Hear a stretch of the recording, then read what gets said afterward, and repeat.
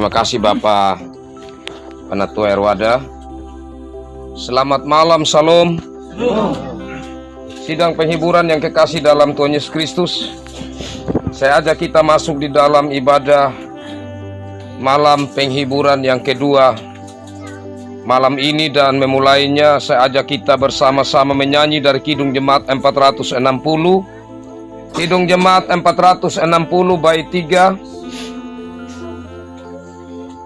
Aku cari penghiburan hanya dalam kasih-Mu. Dalam susah di Kau saja perlindungan hidupku, dan kata-kata selanjutnya saya akan bacakan bagi kita. Kehendak-Mu jadilah. Kita berdoa.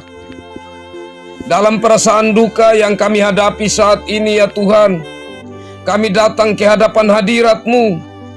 Kami rindu untuk Tuhan berbicara kepada kami lewat ibadah malam penghiburan yang kedua ini. Karena kami percaya bahwa suara Tuhan, bahwa firman Tuhan itulah kekuatan dan penghibur bagi kami. Karena itu saat ini kami membuka diri kami untuk firman Tuhan datang bagi kami. Ya Tuhan, mari datang dan berfirmanlah. Dalam Yesus Kristus firman yang hidup kami berdoa. Amin. Kekasih-kekasih Tuhan, saya pilih bagian sabda Tuhan dari Injil Yohanes. Yohanes pasal 14 ayat 1 sampai ayatnya yang ketiga. Injil Yohanes pasal 14 ayat 1 sampai ayat 3. Demikian bunyi firman Tuhan. Janganlah gelisah hatimu, percayalah kepada Allah, percayalah juga kepadaku. Di rumah Bapakku banyak tempat tinggal. Jika tidak demikian, tentu aku mengatakannya kepadamu, sebab aku pergi ke situ untuk menyediakan tempat bagimu. Dan apabila aku telah pergi ke situ dan telah menyediakan tempat bagimu, aku akan datang kembali dan membawa kamu ke tempatku, supaya di tempat di mana aku berada, kamu pun berada. Demikian sabda Tuhan.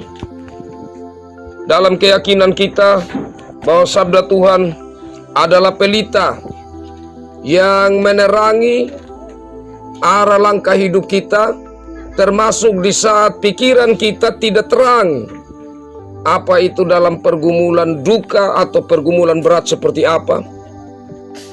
Kita percaya bahwa firman Tuhan akan menerangi pikiran kita, akan menguatkan hati kita untuk menjalani akan kehidupan kita, terkhususnya dalam peristiwa duka ini. Shalom. Kekasih-kekasih Tuhan, saat Yesus menyampaikan tentang pesannya kepada murid-murid supaya mereka percaya kepadanya, supaya mereka jangan gelisah ke depannya. Ini karena Yesus mau memperlengkapi mereka. Dari awalnya Yesus mau mengingatkan kepada mereka bahwa kelak mereka akan berpisah. Kelak iman mereka akan terguncang. Kenapa terguncang?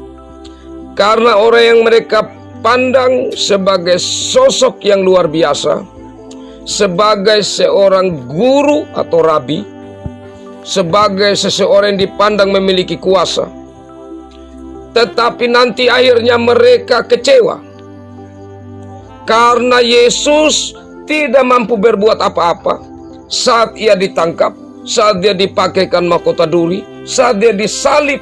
Nampak Yesus sangat tidak berdaya. Mereka nanti akan terguncang secara iman. Bahkan yang akan membawa guncangan dan kerapuhan hati mereka karena Yesus akan mati. Itu tentu satu keterpisahan yang akan mereka alami ke depan. Karena itulah Yesus mengingatkan dari awal, jangan gelisah hatimu, percayalah kepadaku. Artinya di sini Yesus mengatakan sejak sekarang kamu harus membangun iman kamu terhadap saya. Itu maksud Yesus.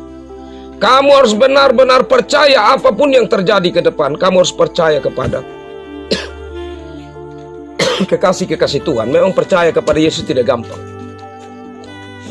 Tidak semudah di saat kita menyatakan, baik itu saat kita beribadah, baik itu saat kita mendengar firman seperti dan kita mengatakan, aku sungguh percaya. Tapi saat kita menghadapi situasi-situasi sulit yang mengguncang iman kita, maka disitulah sesungguhnya ujian yang berat. Apa kita tetap percaya kepada Yesus? Kekasih-kekasih Tuhan. Percaya di sini tentu yang Yesus mau katakan bahwa percaya kepadaku itu adalah sama dengan kamu percaya kepada Bapa. Karena mereka belum pernah melihat siapa Allah itu. Tetapi di dalam Yesus Kristus mau menyampaikan bahwa akulah Tuhan. Karena kalau kita baca ayat-ayat selanjutnya, hanya Yesus yang berkata, akulah jalan dan kebenaran dan hidup. Tidak ada satu orang pun di dunia ini dari dulu kala, siapapun dia, dari agama manapun, dari kepercayaan manapun yang namanya manusia, dia mengatakan bahwa akulah jalan. Tidak ada yang berani. Yang menyatakan akulah kebenaran, tidak ada satu orang pun yang berani. Apalagi menyatakan akulah hidup. Hanya Yesus yang menyatakan itu. Karena Yesus mengingatkan kepada muridnya agar terus dengan iman berpegang teguh kepadanya. Itu hal pertama. Hal kedua, Yesus menyatakan kepada mereka bahwa Yesus yang akhirnya mereka saksikan ke depan, dia akan menderita dan disalib bahkan mati, tetapi dia akan bangkit. Dan setelah dia bangkit, dia akan naik ke sorga. Dia katakan, aku akan menyediakan tempat bagimu. Ini mau menyatakan pertama-tama bahwa ada tempat yang kekal. Ada tempat yang kekal. Kalau di Marapu atau keyakinan Marapu, hanya percaya bahwa ena pareng mamati. Tapi pareng mamatinya kita tidak sembarang orang di situ. Tidak mungkin pareng mamatinya keluarga yang ada di lingkungan UBW itu pareng mamati di orang-orang yang dari Wehura yang mereka punya pareng mamati sendiri bisa campur baur, tidak bisa. Itu sudah ada memang dia punya garis. Tapi yang Yesus maksudkan di sini menyediakan tempat itu untuk semua orang yang percaya kepadanya. Semua orang yang menerima Yesus sebagai Tuhan dan Juru Selamat dan terus menjalani hidup sebagai murid Kristus. Dan saya percaya bahwa Mama Boba Repi ini mendapat bagian bersama-sama dengan Tuhan di tempat yang Tuhan sediakan. Kenapa saya berani mengatakan begitu? Karena saya sering bertemu saat perjamuan rumah. Orang tua tidak terlalu banyak omong. Apalagi sudah semakin tua seperti itu. Mau apa lagi yang mau cerewet? Yang mau bikin dosa diri? Yang ada adalah dia selalu menyediakan waktunya untuk dia bersekutu dengan Tuhan.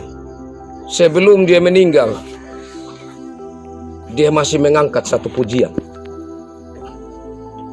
Pujian yang biasanya setiap kali perjamuan rumah, itu sudah itu lagu yang saya menyanyi dan orang-orang tua yang perjamuan rumah. Tidak akan serubah. Supaya apa? Itu nyanyian yang tertanam dalam kepala mereka dan itu yang akan mereka nyanyikan terus. Mampirlah dengar doaku. Itu lagu yang akhirnya terkesan dalam pikirannya orang tua kekasih almarhumah, dan itu yang dia nyanyikan sebelum dia meninggal. Itu kesaksian dari Mama Hendrik ya, Mama Hendrik ya, luar biasa. Dan saya percaya bahwa keluarga kita melihat bagaimana cara hidup orang tua ini. Karena itu kita percaya bahwa saat Yesus datang kelak yang kedua kali sebagaimana ia sampaikan di sini, maka sukacita kita bersama sebagai orang percaya bahwa dia memiliki tempat yang pasti. Dan kita pun yang sungguh-sungguh percaya kepada Yesus dan berjalan di dalam jalan Tuhan. Dalam kelemahan dan keterbatasan kita, kita terus bangkit, kita terus bertumbuh di dalam iman, kita terus mendekatkan diri kepada Tuhan. Pastilah kita punya tempat, tidak di mana-mana. Tempatnya pasti bersama-sama dengan Yesus. Ini yang menjadi kekuatan iman, menjadi penghiburan sejati bagi saya dan saudara. Dan biarlah dengan iman yang ada ini, kita mengurus jenazah almarhumah kekasih ini dengan terus berpegang kepada Tuhan sebagai sumber kehidupan kita, bukan saja di bumi ini, tetapi kehidupan yang kekal. Karena Tuhan menyediakan tempat bagi kita. Bumi ini sementara, tapi tujuan akhir kita adalah kekekalan bersama-sama dengan Tuhan Yesus. Tuhan memberkati firman-Nya dan memberkati kita semua. Amin. Kekasih-kekasih Tuhan, saatnya kita kembali menyanyi dari Kidung Jemaat 402, baitnya yang ketiga. Ku perlukan juru selamat dalam langkah juangku, siang malam suka duka dengan Tuhan ku tempuh, dan kata-kata selanjutnya. Bila Tuhanku membimbing ku di malam pun tentram,